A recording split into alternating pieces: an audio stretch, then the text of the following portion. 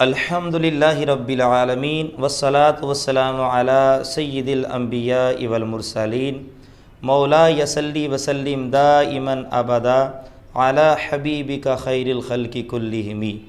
ناظرین کرام، رمضان المبارک کی اسپیشل ٹرانسمیشن قرب رمضان کے ساتھ آپ کا میزبان محمد شفیق الرحمن حسان فیصل آباد رنگ HD کے سنگ ایک مرتبہ پھر حاضر ہے۔ ناظرین کرام، آج کے پروگرام کا باقاعدہ آغاز ہم اللہ رب العزت خالق کائنات کے پاک کلام سے شروع کرتے ہیں، تو اس کے لیے میں دعوت دیتا ہوں جناب محترم حضرت علامہ مولانا محمد احمد رضا مدنی بغدادی صاحب، میں ان سے التماس کرتا ہوں کہ وہ آج کے پروگرام کا آغاز اللہ رب العزت خالق کائنات کے پاک کلام سے شروع فرمائیں۔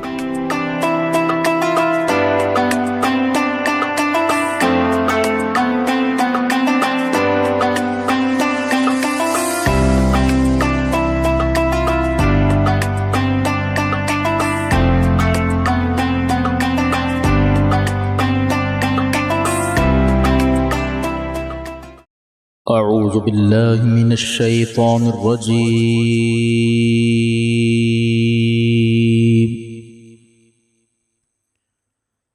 بسم اللہ الرحمن الرحیم۔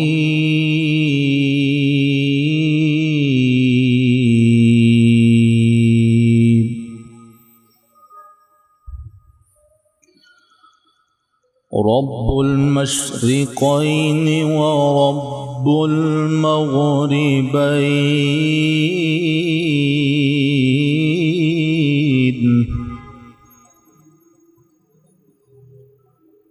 فبأي آلاء ربكما تكذبان؟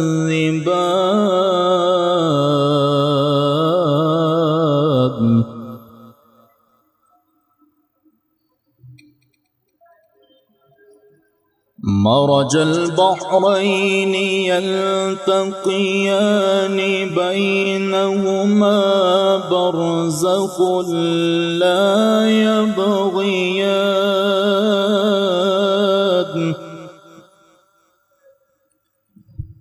فبأي آلاء ربكما تكذبان؟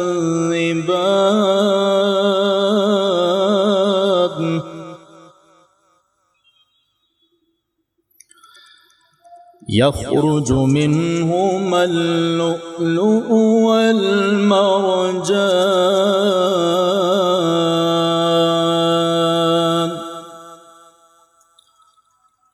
فبأي آلاء ربكما تكذبان؟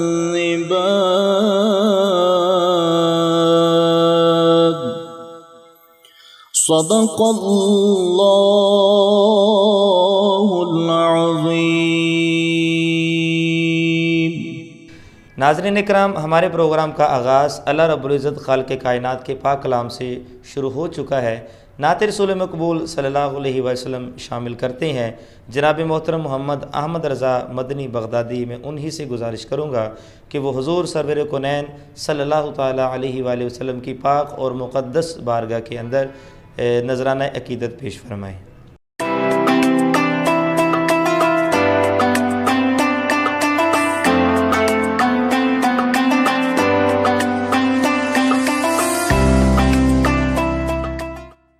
مقام مصطفیٰ ہے ماورا وہم و گمانوں سے، بیان کا بیان کیا ہو وہ بالا ہیں بیانوں سے،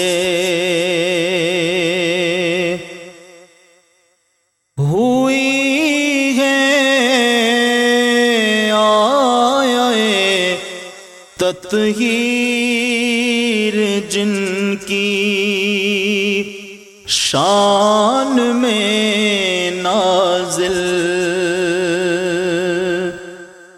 ہوئی ہے، آیا تطہیر جن کی شان میں نازل، نبی کا وہ گھرانہ ہے جدا سارے گھرانوں سے، نبی کا وہ گھرانہ ہے، نبی کا وہ گھرانہ ہے جدا سارے گھرانوں سے، خدا نے ان کو کل انعام کہہ کے یوں ہے فرمایا،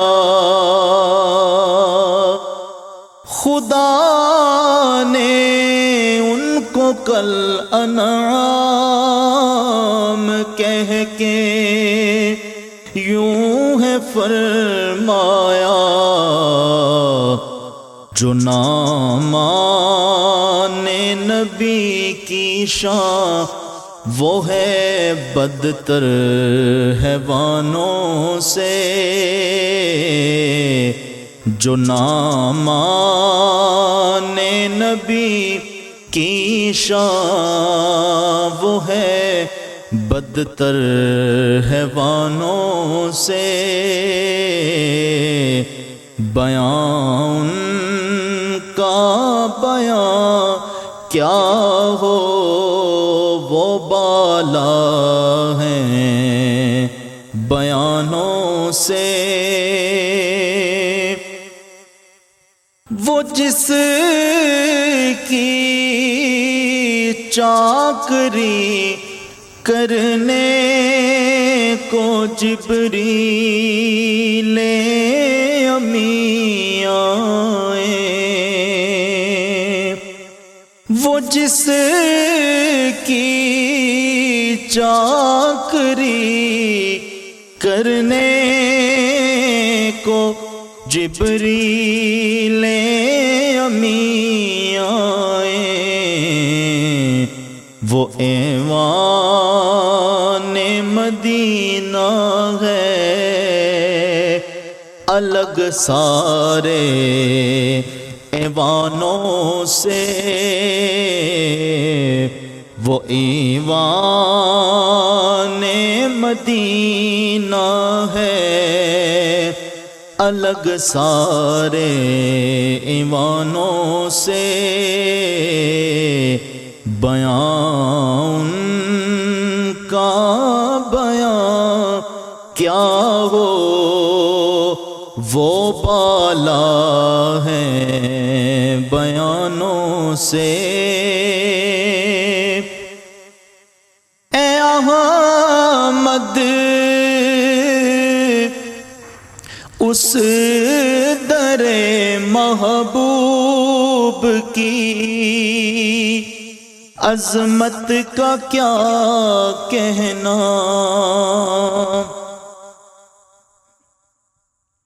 اے احمد اس در محبوب کی عظمت کا کیا کہنا،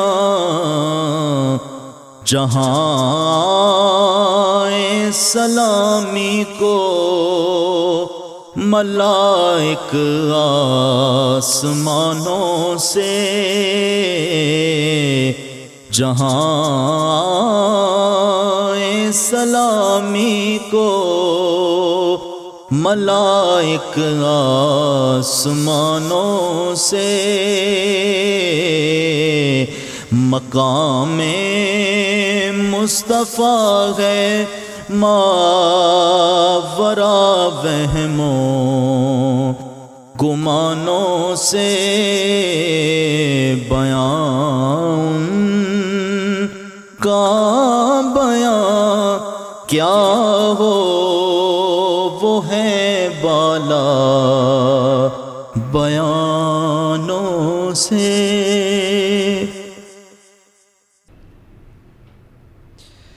ناظرین اکرام، آج کے ہمارے پروگرام کا آغاز اللہ رب العزت خالق کائنات کے پاک کلام اور اس کے پیارے حبیب صلی اللہ علیہ وآلہ وسلم کی مدح سرائی سے شروع ہو چکا ہے۔ آج کا ہمارا موضوع نہایت ہی اہمیت کا حامل ہے۔ اللہ رب العزت نے اپنی جتنی بھی مخلوقات کو پیدا فرمایا ہے، ان میں سے اللہ رب العزت کے انبیاء کرام علیہ السلام اور اس کے فرشتے معصوم ہیں، اس کے علاوہ اور کوئی معصوم نہیں ہے۔ گناہ سرزد ہو جاتے ہیں اور ان گناہوں کی تلافی کے لیے اللہ رب العزت خالق کائنات نے ہمیں ایک طریقہ بتایا ہے اور اس کو ہم کہتے ہیں توبہ۔ توبہ کی اہمیت قرآن و حدیث میں کیا ہے، توبہ کس طرح سے کرنی چاہیے اور کس وقت کرنی چاہیے، ان عنوانات پہ ہماری گفتگو ہوگی۔ تو آج ہمارے اسٹوڈیو میں ہمارے مہمان بنے ہیں ہمارے نہایت ہی واجب الاحترام واجب القدر حضرت علامہ مولانا عدیل یوسف نقشبندی صاحب۔ ہم آپ کو اپنے پروگرام میں خوش آمدید کہتے ہیں اور آپ کے شکر گزار ہیں کہ آپ نے قیمتی لمحات ہمیں عطا فرمائے۔ اور آپ سے پہلا سوال یہ ہے کہ توبہ کی اہمیت قرآن و حدیث کی روشنی میں وہ بیان فرمائیں۔ بسم اللہ الرحمن الرحیم، اللہم صلی علی سیدنا محمد وعلی آل سیدنا محمد وبارک وسلم وصلی علیہ۔ سب تعریفیں اللہ رب العالمین جل شانہ کے لیے ہیں جو سارے جہانوں کا خالق و مالک و رازق ہے۔ انگنت بے شمار بے حد و بے حساب درود و سلام اللہ کے پیارے حبیب صلی اللہ مکرم نبی الانبیاء قاسم جنت و کوثر مصطفیٰ جان رحمت احمد مجتبیٰ سیدنا محمد مصطفیٰ صلی اللہ علیہ وآلہ وسلم کے لیے، جو ساری کائنات کے لیے، عرش و فرش کے لیے، تمام تر تخلیقات کے لیے سراپا رحمت بن کر اس کائنات میں جلوہ گر ہوئے۔ سبحان اللہ۔ قابل قدر علامہ محمد شفیق الرحمن حسان سلمہ الرحمن، میں اس خوبصورت حسین سلسلے پر جو قرب رمضان کے عنوان سے علم کے نور اور علم کی شمع روشن کرنے کا جو آپ نے اہتمام کیا ہے، فیصل آباد رنگ HD کے سنگ اسٹوڈیو سے، میں جناب کو بھی اور اس اسٹوڈیو کے اور اس چینل کے ذمہ داران منتظمین کو بھی بسمین قلب مبارکباد پیش کرتا ہوں۔ اللہ آپ کو جزائے خیر عطا۔ مادی دور میں اضطراب کی اس کیفیت میں ہر دور میں اسلام دشمن قوتوں نے اپنے تمام ہیلے حربے ہتھ کنڈے استعمال کیے تو مجھے راحت محسوس ہو رہی ہے کہ غفلت کی اس وادی میں، گھٹا ٹوپ اس اندھیرے میں جس شمع کو آپ جلائے ہوئے ہیں، رب تعالیٰ آپ کے وجود کو سلامت رکھے۔ اور جس عنوان پر آپ نے مجھے لب کشائی کا موقع دیا ہے، میں آپ سب کا شکر گزار بھی ہوں، اور یہ عنوان واقعی اہمیت کا حامل، اس میں کوئی شک نہیں۔ غفلت کا شکار ہونا، بے راہ روی کا ارتکاب یا خطا کا ارتکاب ہو جانا، یہ تقاضۂ بشری ہے۔ بشری تقاضے کے مطابق وہ انسان جس سے گناہ ہوا، ٹھیک ہے، نافرمانی ہوئی، ٹھیک ہے، جس سے خطا ہوئی، ٹھیک ہے، اب وہ خطا کے بعد ربوبیت کی بارگاہ میں ملتجی ہونا چاہتا ہے، وہ پلٹ آنا چاہتا ہے۔ قرآن مجید فرقان رشید میں اللہ رب العالمین نے واضح طور پر صاحبان ایمان کے لیے فرمایا الا من تاب وآمن وعمل صالحا فاولئک یبدل اللہ سیئاتہم حسنات وکان اللہ غفورا رحیما۔ سبحان اللہ۔ رب تعالی رمضان شریف کے آپ کے جتنے بھی پروگرامز ہیں واقعی قابل شنید بھی ہیں اور قابل تقلید بھی ہیں اور قابل عمل بھی ہیں۔ جزاک اللہ، جزاک اللہ۔ علامہ حسان صاحب محترم، اللہ رب العالمین نے فرمایا تم میں وہ لوگ جو توبہ کریں، ٹھیک ہے، صاحب ایمان ہو، ٹھیک ہے، فرمایا رب تعالیٰ کے حضور وہ پیش ہونے کے بعد یہ یقین کر لیں کہ رب نے ان کی توبہ کو بھی قبول کر لیا ہے اور ان کے گناہوں کو نیکیوں میں تبدیل کر دیا۔ سبحان اللہ۔ اچھا، کبھی ایسا سودا آپ نے نہیں جہان رنگبو میں دیکھا انسان کسی سے معافی مانگتا ہے، اولاد سے خطا ہوئی وہ اپنے باپ سے کہتے ہیں، ٹھیک ہے، ماں کی نافرمانی کے بعد ماں سے عرض کرتے ہیں اللہ میں نے اپنی ماں کی نافرمانی کی ہے، میں ماں سے بھی معافی مانگنے لگا ہوں، ٹھیک ہے، ماں معاف کر دیتی ہے، باپ معاف کر دیتا ہے، دوست معاف کر دیتے ہیں، لیکن کبھی ایسا رنگ بھی دیکھنے میں آیا اچھا، اللہ غنی کہ بندہ رب سے کہے کہ یا اللہ میں نادم ہو گیا، شرمندہ ہو گیا، پھسل گیا، اب میں تیرے حضور رجوع کر رہا ہوں، میری توبہ کو قبول فرما۔ رب کہتا ہے، یہاں پر میں ایک چیز اور داخل کرنا چاہوں گا، قرآن مجید فرقان رشید میں اللہ رب العالمین نے پارہ 5 میں ارشاد فرمایا، فرمایا تم جب اپنی جانوں پر ظلم کر لو ٹھیک ہے، تو تمہیں کیا کرنا چاہیے؟ تم اپنی تمام تر نفسانی خواہشات کی تکمیل کے بعد میرے محبوب کے در کرم پر آ، سبحان اللہ، سبحان اللہ، جب تم فرمایا وَلَوْ أَنَّهُمْ إِذْ ظَلَمُوا أَنفُسَهُمْ جَاءُوكَ، ٹھیک ہے، فرمایا خطا ہو گئی تم سے، جی، تم نے اب ندامت کے بعد میرے محبوب کے در کرم پر جب حاضری پیش کی ہے، ٹھیک ہے، اور فرمایا دوشی پڑا ہے تو میرے محبوب تمہارے لیے استغفار کریں، میرے محبوب تمہارے لیے سفارش کریں، تو فرمایا میں تمہاری توبہ بھی قبول کروں گا، اور اس سے آگے اور انعام یہ ہے کہ میں تمہیں رحمت سے بھی مالا مال کروں گا۔ سبحان اللہ، سبحان علامہ صاحب قبلہ میں تو یہ بات سمجھا ہوں، جی، علماء ذیشان کے قدموں میں بیٹھ کر رب تعالیٰ اپنے حبیب کی امت کو بخشنا چاہتا ہے، سبحان، بہانے ڈھونڈ رہا ہے، بہانے تلاش کر۔ اب دیکھیں نا علامہ صاحب، اگر انسان ایک نیکی کا ارادہ کرتا ہے تو اس کے کھاتے میں ایک نیکی لکھی جاتی ہے، اور جب وہ کر لیتا ہے تو 10 نیکیاں لکھی جاتی ہیں، ایک نہیں، اور رمضان کے مہینے میں تو ثواب 70 گنا ہو جاتا ہے۔ اب اس کے برعکس جب وہ برائی کا ارادہ کرتا ہے تو برائی لکھی نہیں جاتی ہے، جب وہ برائی کر لیتا ہے پھر بھی حکم نہیں ہے کہ اس کو لکھا جائے، بلکہ اللہ تعالیٰ توبہ کا انتظار فرماتے ہیں کہ میرا بندہ جو ہے وہ کب توبہ کر لے۔ جب وہ توبہ کر لیتا ہے تو پھر اس کے بعد نہ صرف اس کے توبہ کو قبول کر کے اس نے جو ارادہ کیا تھا یا اس نے گناہ سرزد کیا تو اس کو مٹا دیتا ہے، بلکہ اس گناہ کو نیکیوں میں بدل دیتا ہے۔ یہ کتنا بڑا انعام ہے کہ قرآن میں اللہ نے یہ اعلان فرمایا، یبدل اللہ سیئاتہم حسنات، اللہ اکبر، ایک بندہ ایک زندگی کا ایک بیشتر حصہ خطاؤں میں گناہگار بسر کرتا ہے، جی، اب توبہ کرنے آ گیا ہے، ٹھیک ہے، وہ سر سجدے میں رکھ گیا ہے، رب تعالیٰ کے حضور کہتے ہیں اللہ مجھ سے وہ جو خطا ہوئی مجھے درگزر فرما، ٹھیک ہے، تو جب واسطہ اپنے حبیب علیہ السلام کا پیش کرتا ہے، رب تعالیٰ فرماتا ہے کہ تجھے نہیں دیکھ رہا، جی، میں تیری نسبت کو دیکھ رہا، یعنی کہ اللہ رب العزت کی ذات نے توبہ کرنے کا طریقہ بھی بتایا ہے، اور صحابہ کرام نے اس کے اوپر عمل بھی کیا ہے، اور کتب سیر میں جی یہ واضح طور پر موجود ہے کہ ہمیں رب کو منانا کس طرح ہے، اللہ اکبر، اور جب رب کو منانے کا موقع مل ہی جائے، توبہ کی توفیق مل ہی جائے، کیونکہ ہر نیکی کی توفیق بتوفیق الہی ہے، ٹھیک، یعنی اللہ فضل فرماتا ہے، بے شک، بے شک۔ میں قرآن مجید کی اس آیت پر تدبر کرنے کے بعد اس نتیجے پر پہنچا ہوں کہ رب کریم اپنے محبوب کریم صلی اللہ علیہ وسلم کی امت پر اس قدر علامہ صاحب مہربان ہے جی کہ جس طرح ابھی آپ ارشاد فرما رہے تھے کہ صرف نیکی جی کا ارادہ کرتا ہے، اللہ غنی، جی ذرا غور کریں تو گناہ معاف ہو جائیں تو یہ بھی انعام ہے، یہ بھی احسان ہے، اتنا ہی کافی ہے، یہ بھی کرم ہے، یہ بھی مہربانی ہے، بے شک، لیکن رب فرماتا ہے کہ جب مجھ سے تم معافی مانگے، سچے دل سے توبہ کرتے ہو تو میں تمہارے گناہوں کو نیکیوں میں بدل کر تمہارے لیے درجات کی وہ مقام متعین کر دیتا ہوں کہ اس لمحے سے پہلے تک تم خطا کار تھے، اب نیکوکار ہی نہیں بلکہ نیکوکاروں کی سر فہرست میں نے شامل کر دیا۔ سبحان اللہ۔ پھر حضور پر نور صلی اللہ علیہ وسلم نے بھی ارشاد فرمایا التوبۃ الندامہ، ٹھیک ہے، توبہ ندامت ہے، ٹھیک ہے، ایسا نہ ہو توبہ ہو پھر خطا ہو، ٹھیک ہے، توبہ ہو پھر لغزش ہو، ٹھیک ہے، توبہ اس چیز کا نام ہے۔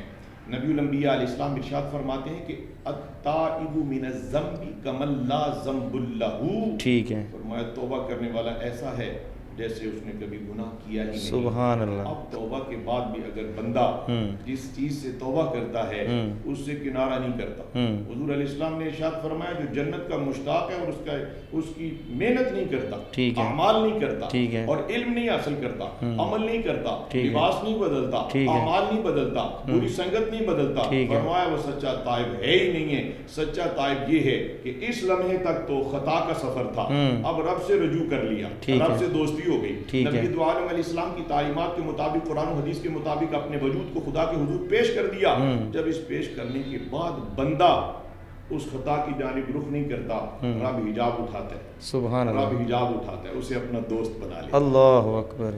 جی ماشاءاللہ۔ توبہ کرنے والے کا مقام کیا ہے؟ ہم نے بہت سارے اولیاء عظام کے واقعات پڑھے ہیں کہ جب وہ تائب ہوئے ہیں تو اللہ تعالیٰ نے ان کو کتنا بلند مرتبہ عطا فرمایا ہے۔ توبہ کرنے والے کا مقام وہ ذرا ہمارے ناظرین کو بیان فرمائیں۔ سوال ہے توبہ کرنے والے کا مقام۔ میں تو یہ سمجھتا ہوں کہ عمر بھر کا نیکوکار، پرہیزگار، متقی، صاحب تقوی، سجدہ، رکوع، قیام، تلاوت، عبادت، ریاضت کرنے والا شخص اگر عمر بھر نیکی کرے اور پھسل جائے تو عمر بھر کی ساری نیکیاں اس کی برباد ہو گئی، صحیح، یعنی متکبر ہو جائے، ٹھیک ہے، یعنی تمام اپنے علوم پر ناز کرنے لگے۔ اچھا علامہ صاحب، یہاں جو ممبر و محراب کے وارث ہیں ان کو تو ان چیزوں کا زیادہ خیال رکھنا چاہیے۔ دیکھنا وہ امام اعظم ابو حنیفہ، آپ جب جا رہے تھے تو آپ نے ایک بچے کو دیکھا تو وہ کیچڑ میں پھسل گیا، تو آپ نے کہا بیٹا سنبھل کر، تو اس بچے نے کہا امام صاحب میری خیر ہے، اگر آپ پھسل گئے نا تو پوری امت پھسل جائے گی۔ ان کو جو ممبر و محراب کے وارث ہیں ان کو تو زیادہ ان چیزوں کی طرف توجہ دینی چاہیے۔ جی پیارے علامہ صاحب محترم، بالکل آپ نے درست ارشاد فرمایا ہے۔ جس قدر منزل اور مسند بڑی ہوتی ہے، ٹھیک، ذمہ داری بڑھ جاتی ہے، آزمائش بھی بڑی ہے، اس قدر امتحان بھی بڑے ہیں، اس قدر ذمہ داری اور رسپانسبلٹی بڑی ہے۔ انسان کو کسی بھی وقت، کسی بھی لمحے استغفار سے، توبہ سے غافل نہیں ہونا چاہیے۔ ٹھیک ہے، اب مقام توبہ، یعنی توبہ کرنے والے کا مقام کیا ہے؟ آپ نے یہ ارشاد فرمایا، میں تو یہ کہوں گا کہ ایک لمحے پہلے وہ خدا کا راندہ بندہ ہے، اب اس نے توبہ کی ہے، اب اس نے خدا سے رجوع کی ہے، اور توبہ کرنے کے بعد رب تعالیٰ فرماتا ہے اب تو بندہ نہیں ہے، اب تو میرا محبوب بندہ بن گیا۔ سبحان اللہ، یعنی مقام محبوبیت پر فائز ہونے کے لیے اعمال، غورات، وظائف کثیر ہوں گے، لیکن سب سے مقبول محبوب وظیفہ یہ ہے کہ آپ توبہ کریں۔ اچھا، بہت سارے لوگ یہ سمجھتے ہیں کہ توبہ صرف وہ شخص کرے جس سے خطا ہوتی ہے۔ حضرات، میں ناظرین گرامی کو یہ شامل کرتے ہوئے علامہ صاحب یہ عرض کرنا چاہوں گا، انسان کو اپنی نیکیوں کے بعد بھی توبہ کرنی چاہیے۔ بالکل، وجہ یہ ہے کہ نہ جانے اس نیکی میں ریا نہ ہو، نہ جانے وہ نیکی خدا کے حضور مقبول نہ ہو، نہ جانے یہ طواف قبول ہوا، نہ جانے آپ کا وہ مزدلفہ، عرفات، صحیح، صفا، مروہ اور تمام امور حج یا معاملات دنیا میں جو آپ کچھ کر رہے ہیں، اگر وہ قبول نہ ہوا تو توبہ کر لیں، رب کریم اس پہ بھی رحمت شامل کر کے آپ کی اس نیکی کو بھی درجہ قبولیت عطا کر دے۔ دیکھیں علامہ صاحب، آپ نے وہ بڑے خوبصورت جو ہے وہ اس انداز سے عام فہم سمجھا رہے ہیں۔ اللہ کے پیارے حبیب صلی اللہ علیہ وآلہ وسلم آپ معصوم عن الخطا ہیں، اللہ اکبر، اور ام المومنین محبوب رب العالمین سیدتنا عائشہ صدیقہ بنت صدیق اکبر، ہم مومنوں کی ماں، وہ فرماتی ہے، میں عرض کرتی یا رسول اللہ، آپ ساری رات مصلی پہ کھڑے رہتے ہیں، آپ کے پاؤں کو ورم آ جاتا ہے اور آپ ایک دن میں کئی مرتبہ استغفار کرتے ہیں، تو آپ کا تو 100 مرتبہ، جی، ایک روایت میں 100 مرتبہ، تو فرمایا کہ آپ کا تو کوئی گناہ ہی نہیں ہے۔ تو پھر اس کے بعد جو فرمایا کہ اے عائشہ، میں اللہ کا شکر گزار بندہ بننا چاہتا ہوں۔ اب یہاں سے پتہ چلا کہ توبہ جو ہے یا اللہ تعالیٰ کی جو شکر گزاری ہے اس کے لیے بھی اس کو ہر وقت استغفار کرتے رہنا چاہیے۔ سبحان اللہ، بہت ہی خوب۔ علامہ صاحب محترم، حقیقتاً نتیجتاً یہی بات طے پائی ہے کہ انسان سارے اعمال سر انجام دینے کے بعد بھی جھک جائے اور وہ تائب ہو جائے، وہ رجوع کر لے، پھر استغفار کر لے۔ اگر کریم نبی صلی اللہ علیہ وآلہ، یاد رہے حضور پر نور صلی اللہ تعالیٰ علیہ وآلہ وسلم کا 100 مرتبہ یا 70 مرتبہ روزانہ استغفار کرنا، یہ تعلیم امت ہے۔ بے شک، بے شک۔ اچھا، اب امت کی تعلیم کے لیے جو حضور پر نور علیہ الصلوۃ والسلام نے ارشادات یا اپنے معمولات سر انجام دیے، اور اگر بندہ اس سے غافل ہو گیا تو وہ بندہ شرمندہ ہے، اور بندہ مقام بندگی سے آشنائی کے لیے اسے استغفار اور اس کو توبہ کرنا از حد ضروری اور لازم ہے۔ ٹھیک ہے جی ہاں۔ اچھا علامہ صاحب، ہمارے معاشرے کے اندر چونکہ ہم رسمی چیزوں کو زیادہ اپناتے ہیں، اب جب کوئی کسی سے کوئی غلطی سازد ہو جاتی ہے تو وہ ایسے کانوں کا توبہ توبہ توبہ، یا جو ہے وہ یہاں پر ایک اور ہمارے ہاں المیہ ہے، اللہ کا قرآن الماری میں پڑا ہوا ہے تو وہ فقط جھوٹی قسمیں اٹھانے کے لیے رہ گیا ہے، یا حالانکہ ایسا تو ہونا ہی نہیں چاہیے کہ اپنی ذات کے لیے جو ہے وہ جھوٹا سچا ثابت کرنے کے لیے، بلکہ وہ تو نور ہدایت ہے، اس سے تو ہدایت لینی چاہیے۔ توبہ کرنے کا طریقہ اور صحیح توبہ کون سی ہوتی ہے؟ توبہ کے حوالے سے پیارے علامہ محمد محمد شفیق الرحمان حسان سلمہ الرحمان جی ہمارے مسلک کے اور ہمارے اہل سنت کے ایک عظیم خطیب ہیں آپ، جزاک اللہ، ایک عظیم عالم دین ہیں، جزاک اور جو خدمات آپ سر انجام دے رہے ہیں یقیناً خدا واسطے ہیں، اور خدا واسطے ہر وہ عمل جو اس کے لیے اس کا نفع ہی نفع۔ جی الحمدللہ۔ اچھا، توبہ کا جو طریقہ آپ نے بڑی اچھی توجہ دلائی، لوگ کہتے ہیں جی میں توبہ کرتا ہوں، جی زبان اور دل ساتھ نہ دے، ٹھیک ہے، قول کی توبہ توبہ ہی صحیح، ہم اس پر بھی اعتراض نہیں کرتے۔ ٹھیک ہے۔ صوفیہ فرماتے ہیں سچی توبہ یہ ہے جس کو قرآن مجید فرقان رشید میں بھی فرمایا گیا، جی۔ یا ایھا الذین آمنوا توبوا الی اللہ توبۃ نصوحا، ٹھیک ہے، اے صاحبان ایمان توبہ کرو مگر ایسی توبہ کرو کہ سچی توبہ ہو جائے۔ اچھا، سچی توبہ کیا ہے اور توبہ کا طریقہ کیا ہے؟ سچی توبہ یہ ہے کہ آپ سے بد نگاہی ہو گئی، آپ نے غیر محرم کو دیکھا، ٹھیک ہے، آپ ڈر گئے اللہ سے، ٹھیک ہے، آپ کو خوف طاری ہو گیا، جی اللہ غنی۔ جب آپ نے سچی توبہ کر لی تو توبۃ النصوح یہ ہے کہ اس کے بعد پھر آپ نے اگر ایک جرم یہی بد نگاہی والا کیا ہے تو پھر عمر بھر آپ کی نگاہ بد نگاہی نہ کر سکے، ٹھیک ہے، آپ کا قدم لغزش کا شکار ہو گیا، دوبارہ وہ راستہ اختیار نہ کیا جائے جو بدی کا راستہ ہے۔ یعنی پکا ارادہ کر لے، ایسا مالک اب معاف کر دے، آئندہ نہیں ہوگا، سبحان اللہ۔ اور اس کے اوپر ڈٹ جائے۔ اچھا، یہ ڈٹنے کی توفیق بھی اللہ دیتا ہے جی، لیکن یہ طالب کے لیے مطلوب ہے۔ ٹھیک ہے، یہ جو بندہ اللہ سے نیکی کی توفیق طلب کرتا ہے، قرآن مجید میں ہے نا کہ اللہ ہی توفیق دیتا ہے، بے شک۔ تو علامہ صاحب محترم طریقہ تو یہ ہوا کہ ویسے میرے شیخ العالم خواجہ علاء الدین صدیقی رحمۃ اللہ علیہ فرمایا کرتے تھے، جی، سچی توبہ از خود نہیں ہوتی، ٹھیک ہے، سچی توبہ کے لیے کوئی صاحب دل ملے، ہائے ہائے کوئی ہائے، صاحب نظر ہائے ملے۔ ہائے۔ فرمایا وہ تیرا دل دھو دھا کے اس دل میں عشق نبی کا نور اتار دے، جی، پھر تیری جستجو میں، تیری زندگی میں، تیری صبح میں، تیری شام میں، تیرے دن میں اور تیری رات میں نظر میں گنبد خضرا سما جائے، خطا کا تصور ختم۔ سبحان اللہ۔ اور یہ صوفیاء، یہ دیکھیں جب مرید پیر کے ہاتھ بیعت کرتا ہے تو سب سے پہلے توبہ کروائی جاتی ہے۔ ٹھیک ہے، توبہ کس چیز کی؟ کہ عمر بھر میں تجھ سے جو خطا ہو گئی۔ اچھا، ایک ہے خطا پر استغفار کرنا، ٹھیک ہے، ایک ہے خطا پر توبہ کرنا۔ ٹھیک ہے، میں یہ سمجھتا ہوں کہ انسان اگر عبودیت کے تمام حقوق بھی پورے نہیں کر رہا، اس پر بھی توبہ کرنی چاہیے۔ ٹھیک کہ ہے، انسان حق کی بندگی نہیں ادا کر پا رہا، اس پر بھی توبہ کرنی چاہیے۔ جی، گویا حضور کی اس حدیث پر مجھے اور آپ کو، تمام ناظرین کو میں یہ عرض کرنا چاہوں گا جی، کہ روزانہ 100 مرتبہ سرور عالم صلی اللہ علیہ وآلہ وسلم استغفار کر کے مجھے اور آپ کو یہ سبق دے رہے ہیں کہ تم جتنی دیر زمین پر ہو استغفار نہ چھوڑو۔ یعنی کم از کم 100 مرتبہ تو بندے کو روزانہ کرنی چاہیے، زور کی سنت، سبحان اللہ۔ بلکہ اس سے بھی زیادہ کرنی چاہیے۔ جی ہاں، ہمارے لیے اس سے بھی زیادہ ہے۔ ہمارے لیے اس سے بھی زیادہ ہے۔ اور توبہ کرنے والا اللہ کا دوست ہے، جس نے توبہ کر لی ہے، جس نے اس طریقے سے توبہ کی ہے کہ اس کے بعد اس کی زندگی میں وہ خطا نہیں آئی، تو وہ خدا کے دوستوں میں شامل کرے۔ علامہ صاحب، ہمارے معاشرے میں چونکہ انسان غلطی کا پتلا ہے، گناہ سرزد ہو جاتے ہیں، جب وہ اعلانیہ گناہ کر لیتا ہے، جب وہ اعلانیہ توبہ کر لیتا ہے، ہمارا معاشرہ اس کو معاف نہیں کرتا، جی ہاں، اور یہ کہتا ہے کہ اس نے یہ کیا ہے تو کیوں کیا ہے، اس سے کیوں سرزد ہوا ہے۔ پہلی تو بات یہ ہے کہ وہ انسان ہے۔ بعض اوقات چینلوں کے اوپر بیٹھنے والے اینکر حضرات یا دیگر جو ہیں وہ ان سے ایسے الفاظ بولے جاتے ہیں، پھر جو ہے وہ ایک سوشل میڈیا پر طوفان برپا ہو جاتا ہے اس کی توجہ دلانے کے لیے۔ اگر تو وہ ڈٹا رہا ہے تو رب کی بارگاہ میں پائے گا، لیکن جب وہ آ کے سامنے کہتا ہے کہ یہ مجھ سے غلطی سرزد ہوئی ہے یا میرے الفاظ کا چناؤ ٹھیک نہیں تھا، میں رب کی بارگاہ میں معافی مانگتا ہوں، تو ہمیں اسے معاف کر دینا چاہیے۔ سبحان اللہ، قرآن اچھا کا وہ فیصلہ ہے، جی جی قرآن کا فیصلہ خذ العفو ٹھیک ہے، وأمر بالعرف وأعرض عن الجاہلین۔ اچھا، اور انسان کو جج نہیں بننا چاہیے۔ وہ ایک بڑا ہی پیارا شعر پنجابی کا یاد آ گیا ہے، تو گٹھڑی سنبھال تینوں چور نال کی۔